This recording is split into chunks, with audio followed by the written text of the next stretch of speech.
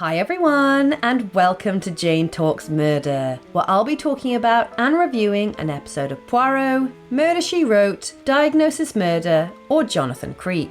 Today, I'm looking at Jonathan Creek, The Scented Room, or as I like to call it, that time Jonathan just didn't want to solve the crime. We begin the episode with a school trip to a big house and a really cool pop-up book before this kid Benjamin wanders around the house, and Martha gives a tour to the schoolgirls, who are less than impressed. Hey, it's Bob Monkhouse, who's dictating a scathing theatre review while his wife angrily gardens and makes him a spiked sandwich, which results in this lady taking a dip. Martha talks about the doors while Teresa and Sylvester argue. Oh, this poor woman. And Martha talks about the artwork and Eric the watchman. The tour goes into a locked room with an expensive painting in it. Man, that's ugly. And they only let a couple of children in at a time. One group comes out, and as Martha goes to take the next one in, she discovers the painting is gone. Run, Eric! Martha ushers the girls out as Sylvester rushes in and instructs Martha to call the police, before getting twatted on the back of the head as Benjamin looks on. The police investigate, where they discover footprints in the dust leading to an open window, and oh no, Adam's not burying himself alive again, is he? This woman and her branch are not a fan. Adam, of course, isn't even in there, and Jonathan revels in Sylvester's misfortune after he gave the magic show a stinking review. Maddy is talking to her therapist when a police officer bursts in, claiming she's a fake, and tries to arrest her, but turns out he's the fake and just another patient. Okay then? And Maddy talks about a ghost from her past. She offers to take Jonathan to dinner, but instead takes him to the house, which he's pissed about, but is intrigued by the mystery, and investigates the painting room, where they meet Benjamin, whom Teresa scolds for talking to strangers, before explaining that his nanny Melissa is a bad influence, and Jonathan discovers Maddy's motives as there's a rather hefty reward. Maddy interviews Eric, who tells her everything, including what he had for lunch, and assures her that no one could get in or out of the painting room without him seeing. And Jonathan messes with Sylvester before stepping over him. In the library, Jonathan puzzles over the footprints as Benjamin points out that it makes no sense for the thief to go around the rug, and Jonathan says the person was walking, not running, before calling Sylvester out over his shitty review and saying he can't help. I know exactly how your painting disappeared, Mr. Laflay.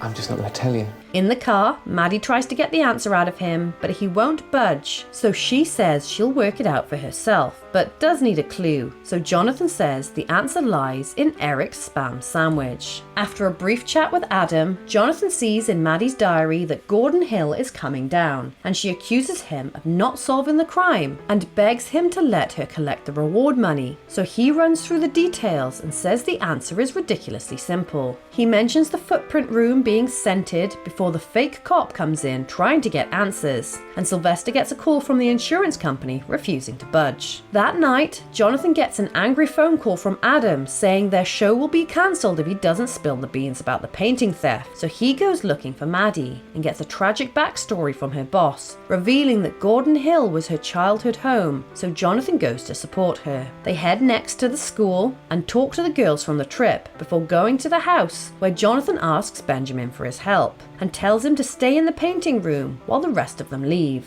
They close the door for 30 seconds, and when they open it again, Benjamin and the painting are there, and Maddy tells Teresa to spend the money on her son and give him a proper life. Maddy talks to a therapist and explains who stole the painting. It was this schoolgirl and little sister to Benjamin's former nanny Melissa, who wanted revenge for his parents ignoring Benjamin and firing her for caring about him. The spam sandwich became a clue when Jonathan looked at the doors, which were hollow, and Jeff rigged one of them when everyone was out, so when Judith was on the trip, she stayed behind in the room, cut out the painting, shoved it in the door, and came back out in the confusion. The blow to the back of the head came from Teresa, and Sylvester used it as an opportunity to make up a story about an intruder. And then they both put talc on the floor to create the footprints to fool the insurance company. Afterwards, when she discovers that Jonathan isn't listening, Maddy talcum powders him in the face. Okay, this one is very different because no one dies. Instead, the crime is theft, theft, and it's pretty cleverly done on the surface. It's one of those logic things that I never worked out as a kid. The only people in the room that could have stolen the painting are Martha or the schoolgirls, but your mind is still tricked into thinking it couldn't be. The trouble with this one though is a 12-year-old girl vandalizes a £1.5 million painting and Jonathan covers it up. Surely that's not okay. And also, there is no fucking way that a fired employee would be allowed to be alone in a house with that much priceless artwork to the point she can bring her boyfriend in to tamper with the door of a room that has light and temperature controls. No, that wouldn't happen. What's different about this one is they spend time establishing the poor family dynamic that is the foundation of the motive for the theft. And it's nice that Benjamin bonded with Jonathan throughout the episode and got to be key to the big reveal at the end.